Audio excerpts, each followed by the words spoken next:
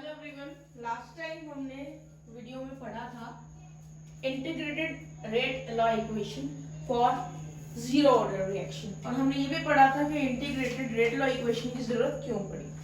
तो एक बार मैं थोड़ा सा आपको बता देती हूँ कि इंस्टेंटेनियस रिएक्शन रेट को डिटरमाइन करना was not a easy task. उसके लिए आपको टेंजेंट ड्रॉ करना पड़ता था, फिर स्लोप ड्रॉ करना पड़ता था और उसके बाद आपको डिटरमाइन करना पड़ता था रिएक्शन रेट। तो इसीलिए वहां रिएक्शन रेट को डिटरमाइन करने में प्रॉब्लम आती थी और अगर रिएक्शन रेट को डिटरमाइन करने में प्रॉब्लम आएगी तो ऑर्डर ऑफ द रिएक्शन को डिटरमाइन करने के लिए भी प्रॉब्लम आएगी। तो इस डिफिकल्टी को अवॉइड करने के लिए इंटीग्रेटेड डिफरेंशियल रेट इक्वेशन का यूज किया गया था और उसके लिए हमने जीरो ऑर्डर रिएक्शन के लिए निकाल लिया था इंटीग्रेटेड इक्वेशन लास्ट वीडियो में। अब मैं आपको बताने जा रही हूँ जीरो ऑर्डर रिएक्शन के लिए हाफ लाइफ पीरियड कैसे निकालते हैं। यहाँ पर हाफ लाइफ पीरियड निकालने से पहले हम ये तो जान लें कि हाफ लाइफ पीरियड है क्या। हाफ लाइफ पीरियड जो है रिएक्शन का वो वाला टाइम है जितने में एक रिएक्शन आधी कंप्लीट हो जाती है। Means half life period of a reaction is the time taken to complete half of the reaction. half reaction को complete करने में जो टाइम लगता है उसे हम half life period बोलते हैं और इसको हम डिनोट करते हैं T1/2 से, मतलब T half से। अगर मैं आपसे कह रही हूँ कि हाफ लाइफ पीरियड वो टाइम है जिसमें हाफ रिएक्शन पूरी हो जाती है। हाफ रिएक्शन पूरी होने का मतलब है हाफ जो कंसंट्रेशन है ना, ओरिजिनल कंसंट्रेशन रिएक्टेंट्स की वो हाफ रह जाती है या यूं कह लो कि हाफ यूज हो जाती है। So it is the time period in which the original concentration of reactants की ओरिजिनल कंसंट्रेशन जो है वो that is reduced to half. So this is half life period. So now I'm going to tell you how to determine the half life period for zero order reaction.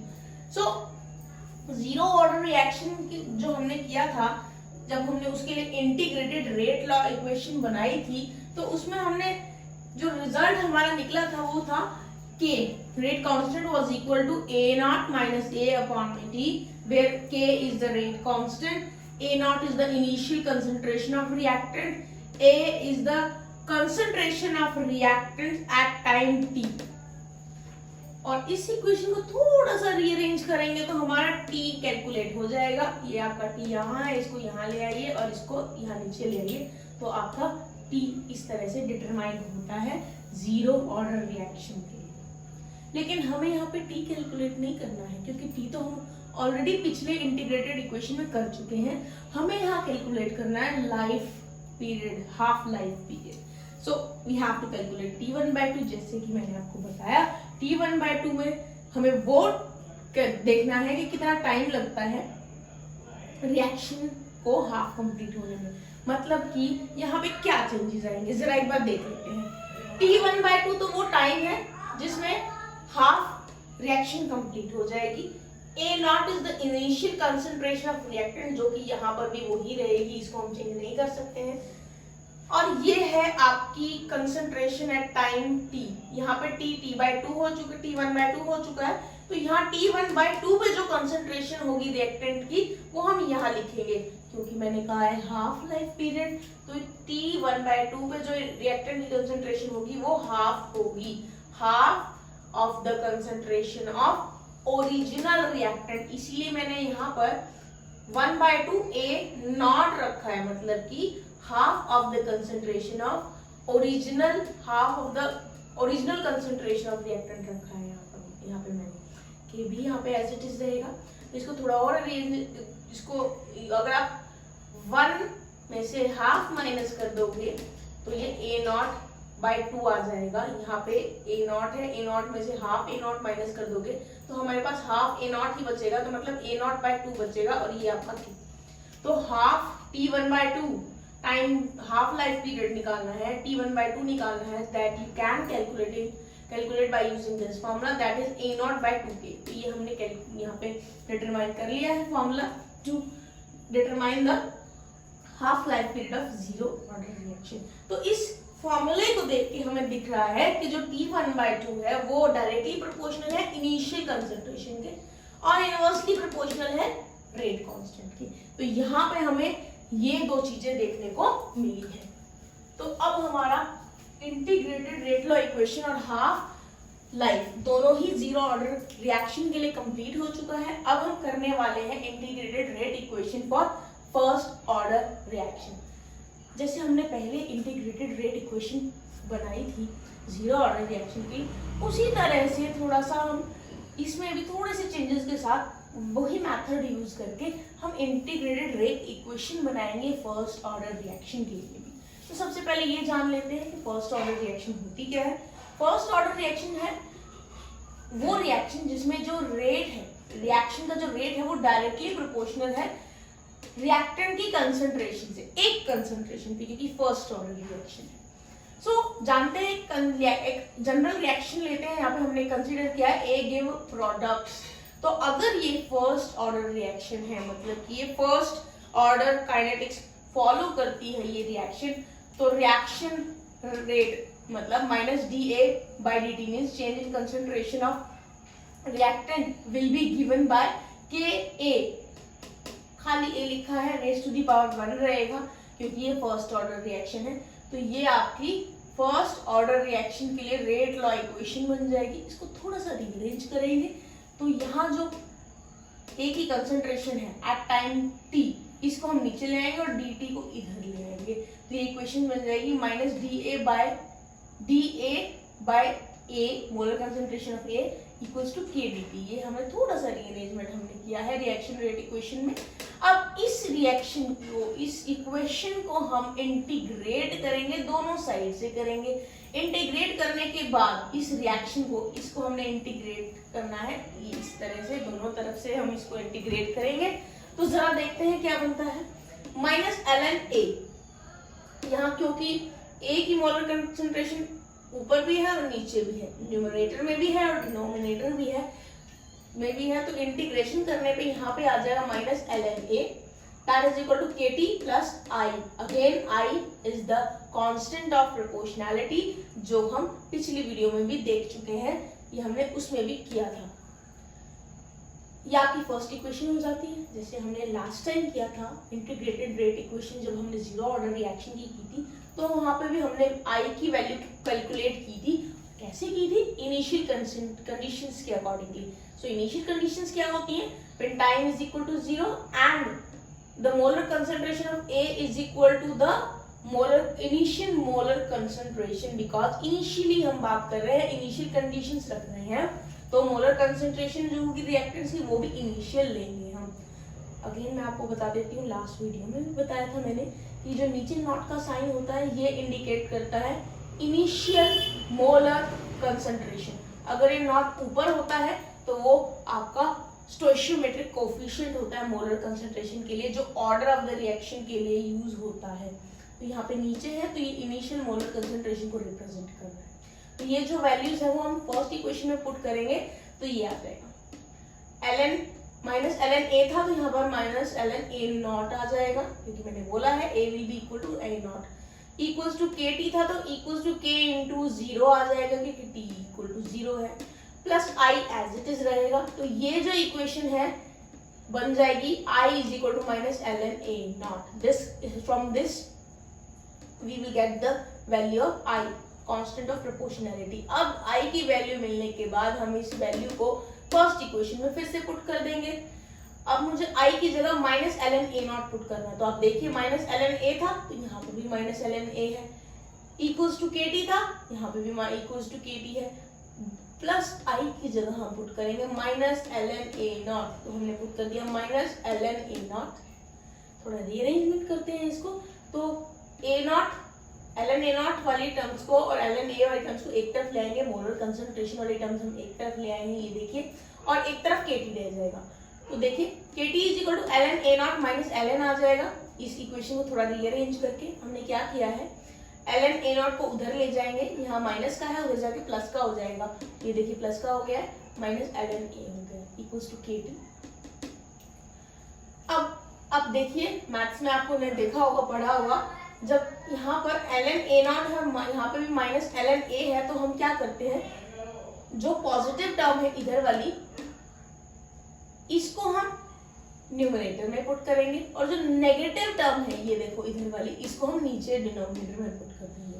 तो ln a naught minus ln a will be written as ln a naught upon में a, initial molar concentration of reactant upon में molar concentration of reactant at time n equals to kd, तो ये रहेगा ही। अब इस equation में हम इस इक्वेशन को k की टर्म्स में लिख लेंगे, क्योंकि हम यहाँ पे मान के चलिए हमें k निकालना है, रेट कांस्टेंट निकालना है, तो हम क्या करेंगे, इस t को उधर भेज देंगे। यहाँ ये t मल्टीप्लिकेशन में है, उधर जाके ये डिवीजन में हो जाएगा। तो ये देखिए k is equal to 1/t हो जाता है ln a naught by a, ये देखिए ये एज इट इज रहेगा इधर, तो ये हमारे पास k की वैल्यू आ जाएगी। बट यहाँ पे ln की जगह हमने log लाना है, तो इसको लाने के लिए हम क्या करेंगे, ln is equal to 2.303 log आ जाएगा, log 10। देखिए तो यहाँ पे हमने ये वैल्यू पुट कर दिया है ln की जगह, ये देखिए 2.303 log आ जाता है, देखिए a नॉट बाय a आ गया। तो ये इक्वेशन आपकी आ गई है, इसको हम इस फॉर्म में लिख सकते हैं, इस इक्वेशन को। ओके, नाउ इस इक्वेशन को हम एक और फॉर्म में लिख सकते हैं, जहाँ पे मैंने a नॉट की जगह पुट किया है a, और यहाँ पे a की जगह मोलर कंसंट्रेशन ऑफ a की जगह पुट किया है मैंने a माइनस एक्स। तो जरा इसका सिग्निफिकेंस जान लेते हैं कि स्मॉल a क्या इंडिकेट कर रहा है। ये देखिए यहाँ पे a नॉट है, उसकी जगह ही हमने a यूज किया है, it means a not which was the initial molar concentration of reactant, तो यहाँ पर small a is also the molar concentration of a not in moles per litre. फिर मैंने लिखा a माइनस एक्स, तो यहाँ पे x क्या इंडिकेट कर रहा है, x इंडिकेट कर रहा है molar concentration of products in mole per litre. तो a माइनस एक्स अगर हम रख रहे हैं यहाँ पे, इट मीन्स हम यहाँ पे a के लिए रख रहे हैं, a क्या है, it is the concentration of reactants at time t and it is given by a minus x. So in this form you will do the integrated rate equation for first order reaction. Accordingly try to do the half life period for first order reaction also. Now we are going to do the exponential form of integrated rate law equation. ये आपकी equation थी, इसको हम exponential form में इस तरह से लिखेंगे, और अगर हम इसको इन्वर्स कर देंगे, मीन्स ऊपर आपने देखा होगा यहाँ a नॉट है, नीचे a है, तो अगर हम इसको इन्वर्स कर देंगे तो यहाँ पर इधर नेगेटिव साइन आ जाएगा। देखिए a अपॉन में a naught equals to e minus में e माइनस में kt। सो ये एक्सपोनेंशियल फॉर्म के लिए यहाँ पे e यूज किया गया है, इसको थोड़ा और रीअरेंज करेंगे तो ये इक्वेशन आपकी बन जाएगी। ये है आपकी exponential form of integrated rate law equation for first order reaction. ये कुछ ग्राफ मैंने यहाँ पे बनाए हैं, तो ये जो ग्राफ है उसको जानने के लिए हमें थोड़ा सा आगे पढ़ना होगा, इक्वेशन को देखना होगा। तो हमने इक्वेशन पहले भी की है, जो आपके सामने लिखी हुई है, यहाँ की इक्वेशन हमने पहले भी की है। ये देखिए ये वाली इक्वेशन, यहाँ पे ये इक्वेशन हम पहले भी कर चुके हैं। इस इक्वेशन को थोड़ा सा रीअरेंज करेंगे इस फॉर्म में, तो हमारी ये इक्वेशन आ जाती है। ज़्यादा कोई डिफरेंस नहीं है, ज़्यादा मुश्किल नहीं है। पिछली इक्वेशंस को ही थोड़ा रीअरेंज करके हमने ये इक्वेशन को इस फॉर्म में बनाया है। तो जरा एक बार देखते हैं, kt अपॉन में 2.303 equals to log a naught upon में a कैसे आता है। ln की जगह हमने लॉगरिथम लगाया था, लगाया है यहाँ पर इक्वेशन में। कैसे लगाया है, क्यों लगाया है, वो मैं अभी थोड़ी देर पहले ही बता चुकी हूँ, तो आप देख चुके होंगे उसमें। तो वही इक्वेशन है, वही वाली इक्वेशन है, उसको थोड़ा सा रीअरेंज करके हम इस फॉर्म में लेके आए हैं। Log a equals to minus kt upon 2.303 plus a naught. तो ये जो इक्वेशन बनी है आपके सामने, ये वाली, इस इक्वेशन के लिए हम ग्राफ बना सकते हैं। Graph can be plotted between this one, you see this one, ln a along y axis, देखिए उधर ln a है y एक्सिस पे, and t along x axis, और x एक्सिस पे t है।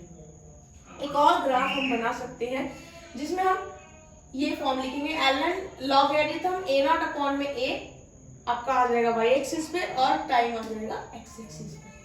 तो ये दो तरह के हमने ग्राफ यहाँ प्लॉट किए हैं इस इक्वेशन की हेल्प से। तो अब जरा देखते हैं,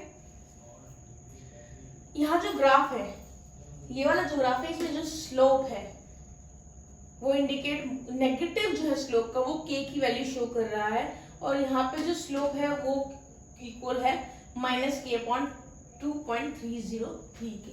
ये इक्वेशन किस फॉर्म है? स्ट्रेट लाइन इक्वेशन के लिए क्या इक्वेशन होती है वो मैं आपको पहले ही बता चुकी हूँ, उसके अकॉर्डिंगली इसको अप्लाई करके जरूर देखना। तो अब इसके बाद ये ग्राफ्स प्लॉट करने के बाद मैं आपको बता देती हूँ कि ये जो स्लोप है, दोनों ही ग्राफ में जो स्लोप है, that slope gives the value of rate constant k for the reaction. आप देख सकते हो किस तरह से दोनों ही ग्राफ में जो k है उसकी वैल्यू स्लोप से मिल जाएगी।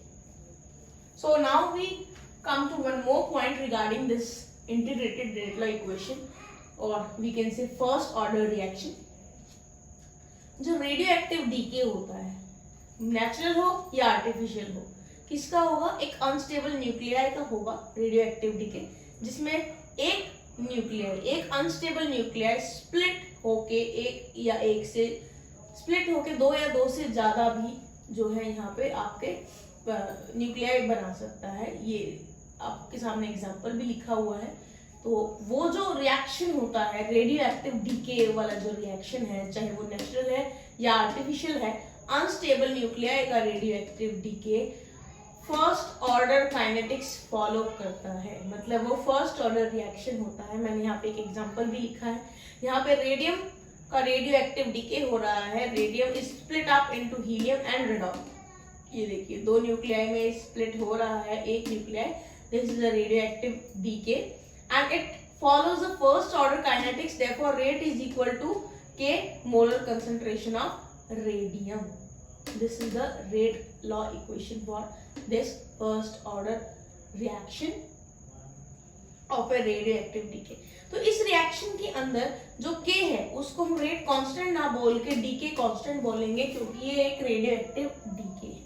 सो यहाँ पे एक अलग पॉइंट मैंने आपको बताया है। उसके अलावा N2O5 और N2O की जो डिकम्पोजिशन होती है, ये कुछ और एग्जांपल्स हैं फर्स्ट ऑर्डर काइनेटिक्स के।